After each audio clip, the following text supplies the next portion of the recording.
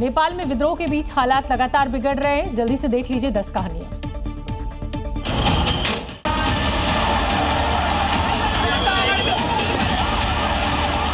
कहीं आगजनी, कहीं गोलियां चली, कहीं पथराव और पूरे नेपाल में बहुत बड़ा बवाल।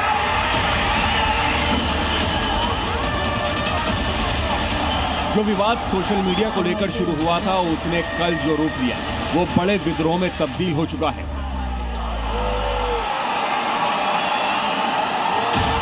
वो विद्रोह जिसने पूरे नेपाल को हिला कर रख दिया। लाखों जैनजीन कल नेपाल की सड़कों पर उतरे और सोशल मीडिया पर बैन लगाने के सरकार के फैसले के खिलाफ एक बड़ा आंदोलन छेड़ दिया। वो बवाल जो कि इतना बढ़ गया कि सीधा प्रदर्शनकारी और पुलिसकर्मी भी भिड़ गए।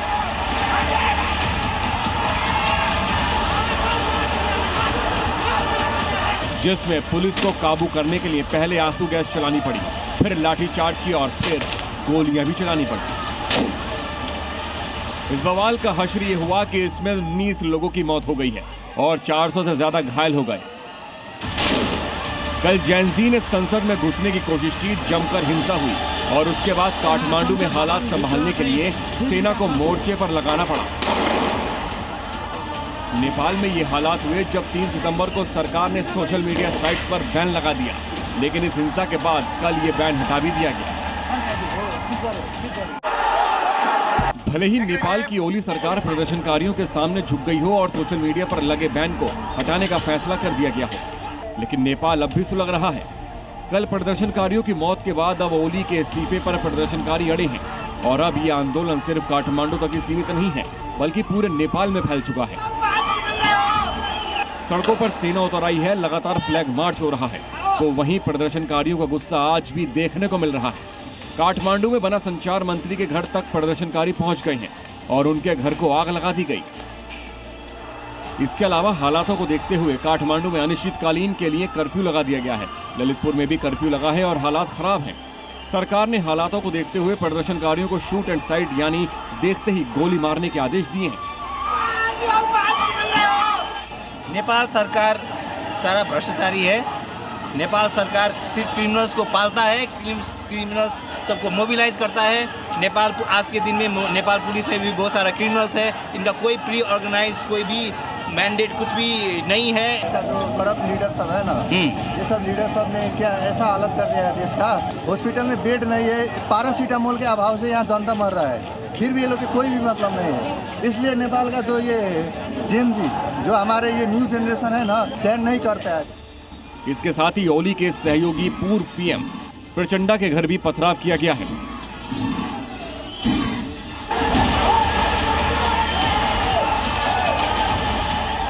ओली के इस्तीफे की मांग पर अड़े प्रदर्शनकारी और पुलिस के बीच आज फिर लगातार भिड़ंत हो रही है। पीएम ओली के पार्टी ऑफिस में आग लगा दी गई है। बीरता मोड़ शहर में यूएमएल पार्टी दफ्तर में प्रदर्शनकारी घुसे और उस पर कब्जे की कोशिश की गई।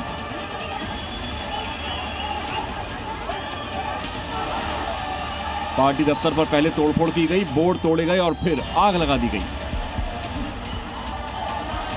इसके अलावा पुलिस ने एक बार फिर गोलियां चलाई, जिसमें रोटाहाट पुलिस ने लोगों पर फायरिंग की। चंद्रानी गाहापुर में प्रदर्शनकारियों ने गाड़ियों में आग लगा दी और फिर एक बार ये प्रदर्शन हिंसक हो गया। नेपाल में एक तरफ आज फिर प्रदर्शनकारी हिंसक हो रहे हैं, तो वहीं नेपाल में सेना ने मोर्चा संभाला हुआ है। अलग अलग इलाकों में सेना के छोटे छोटे दस्ते तैनात किए गए हैं। खास तौर पर संसद भवन और मैतिघर मंडला के आसपास आर्मी वाहनों का इस्तेमाल किया जा रहा है। कल प्रदर्शनकारियों ने सेना के वाहनों के सामने आकर विरोध किया था, लेकिन आज सेना पेट्रोलिंग बढ़ा रही है। सेना पुलिस को सहायता दे रही है और कुल 400 से 500 सैनिक प्रमुख स्थानों पर हैं। नेपाल पुलिस और आर्म्ड पुलिस फोर्स की भारी तैनाती की गई है। सबसे ज्यादा ध्यान काठमांडू पर दिया जा रहा है, जिसमें हजारों पुलिसकर्मी तैनात हैं।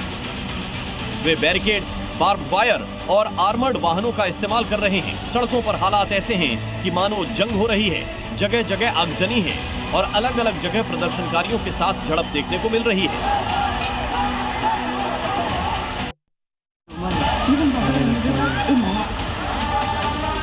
नेपाल में जो बवाल सोशल मीडिया के बैन से शुरू हुआ, क्या वो तख्तापलट में तब्दील हो जाएगा? ये बड़ा सवाल अब खड़ा हो गया है, क्योंकि प्रदर्शन अब सिर्फ जेन जी तक ही सीमित नहीं रहा, बल्कि इसमें कई विपक्षी पार्टियां भी शामिल हो गई हैं और अब प्रदर्शनकारी सिर्फ एक ही मांग पर अड़े हैं, और वो मांग है पीएम ओली का इस्तीफा। नेपाल में इसी हैशटैग के साथ लगातार ट्रेंड चलाए जा रहे हैं। स्टूडेंट लोग मर गया है, इसलिए हमें AKP को हमारे देश से निकालना चाहे, और हम जैसा स्टूडेंट को ना ये हमारा देश के लिए आवाज उठाना चाहिए हमको। वहां नेपाली कांग्रेस ने भी ओली के इस्तीफे की मांग की है, जिसके बाद ये खबरें भी सामने आ रही हैं कि ओली इसके बीच देश छोड़ सकते हैं। जहां एक तरफ ओली के इस्तीफे की बात हो रही है, तो वहीं उनकी सरकार के 2 मंत्री पहले ही इस हिंसा के बाद इस्तीफा दे चुके हैं। पहले गृह मंत्री ने पद छोड़ा और अब नेपाल के कृषि मंत्री रामनाथ अधिकारी ने भी अपना पद छोड़ दिया है। नेपाल में जो बवाल हो रहा है, आखिर ये कैसे शुरू हुआ, इसके पीछे एक सोशल मीडिया कैंपेन का नाम सामने आ रहा है। दरअसल हफ्ते पहले एक कैंपेन है नैपो किड नाम से नेपाल में शुरू हुआ था, जिसमें राजनेताओं और प्रभावशाली लोगों के बच्चों के भ्रष्टाचार को निशाना बनाया गया। इसके बाद ही नेपाल में माहौल सुलगने लगा। नेपाल में माना जा रहा है कि इसी कैंपेन की वजह से ही सरकार ने सोशल मीडिया पर बैन लगाया, और सोशल मीडिया पर बैन लगते ही जेन जी नेपाल पेज एक्टिव हुआ और उसने कैंपेन को बड़ी रैली में तब्दील कर दिया, जिसका ऐलान 8 सितंबर को किया गया था। इसी रैली में ही जमकर हिंसा हुई। इसके बाद सोशल मीडिया पर हैशटैग हत्यारा सरकार और हैशटैग रिजाइन पोली ट्रेंड्स चलने लगे।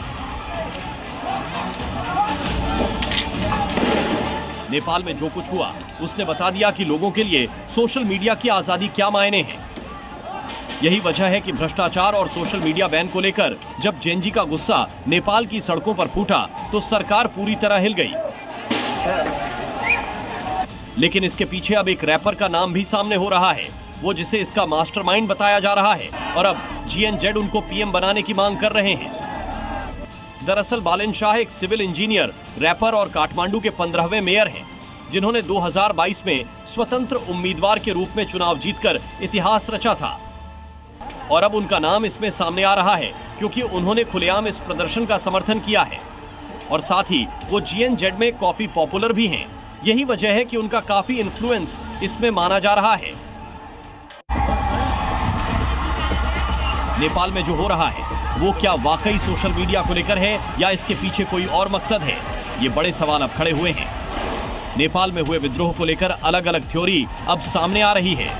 इस थ्योरी में अमेरिका और चीन का कनेक्शन भी जोड़ा जा रहा है। विद्रोह की थ्योरी नंबर 1 के मुताबिक ये पूरी हिंसा अमेरिका की सोची समझी साजिश है, क्योंकि अमेरिका चीन समर्थक ओली सरकार को नेपाल से हटाना चाहता है। इसका सबूत इस बात से भी मिला कि कई ऑनलाइन कैंपेन में भी अमेरिकी फंडिंग देखने को मिली। हिंसा की वजह की दूसरी थ्योरी में सवाल चीन पर उठाए गए हैं और दावा किया जा रहा है कि ये हिंसा चीन ने कराई, जिससे कि उसके प्रभाव वाले नेपाल में अमेरिकी कंपनियां बंद की जा सके, क्योंकि चीन जानता है कि जितनी अशांति होगी चीन पर नेपाल की निर्भरता उतनी बढ़ेगी। इसके अलावा इस हिंसा के पीछे आतंरिक राजनीति को भी बताया जा रहा है। शाही समर्थक भी शामिल है और इसे ओली सरकार को गिराने की साजिश कहा जा रहा है।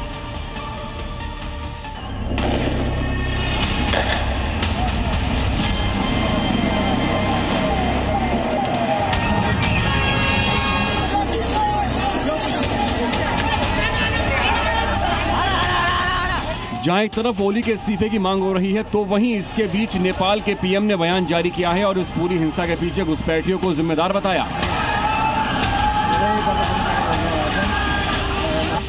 ओली ने बयान जारी किया और कहा, मैं घटना से गहराई से दुखी हूं। मुझे विश्वास था कि बच्चे शांतिपूर्ण ढंग से मांग रखेंगे। इस हिंसा में स्वार्थी तत्वों ने घुसपैठ की। हमारा मकसद सोशल मीडिया उपयोग को रोकना नहीं था, बल्कि अनुकूल माहौल सुनिश्चित करना था। नेपाल में हुए बवाल के बाद अभी भी काठमांडू और उसके आसपास खास सतर्कता बरती जा रही है। बवाल में प्रदर्शनकारियों की मौत के बाद गृह मंत्री रमेश लेखक ने इस्तीफा दे दिया है। वहीं नेपाल में बवाल के बाद भारत की ओर से बॉर्डर पर निगरानी बढ़ा दी गई है। रक्सौल से सटे वीरगंज बॉर्डर पर रात 9 बजे से सील किया गया है। नेपाल का ये शंकराचार्य चौक है और ये वीरगंज कहा जाता है इसको, लेकिन यहाँ जो आदेश है कर्फ्यू में कि इस जो बैरिकेडिंग है, इस बैरिकेडिंग के आगे कोई नहीं जा सकता है और इसके पीछे सबको रुकना है। मैं आपको भीड़ भी दिखाता हूँ, यह देख लीजिए, तमाम लोग यहाँ पर खड़े हैं, इंतजार कर रहे हैं। मैं कुछ लोगों से बात करता हूँ। यहाँ 5 बजे से आए हुए हैं। अब ये पुलिस वाले कह रहे हैं कि नेपाल का नागरिकता दोगे तो जाने देंगे, इंडियन होगे तो नहीं जाने देंगे। यही नहीं, इजाजत नहीं है। नेपाल सरकार ने बॉर्डर से भारतीयों के प्रवेश कर्फ्यू के दौरान बंद कर दिया है और सिर्फ नेपाल की तरफ से लोग पैदल इंडिया आ सकते हैं। नेपाल के काठमांडू में सख्त कर्फ्यू लगाया गया है और छात्र नेताओं की तलाश और गिरफ्तारी के लिए छापेमारी चल रही है।